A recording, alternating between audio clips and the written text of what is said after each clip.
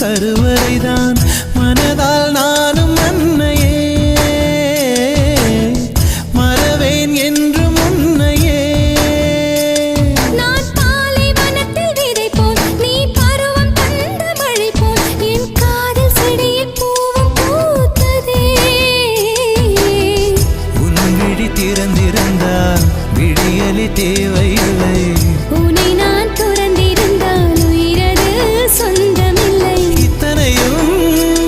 இனி கிடைக்குமா கிடைக்கும் கிடைக்கும் நான் கூட சொல்கிறேன் அழகே பிரம்மனிடம் மனு கொடுக்க போயிருந்தேன்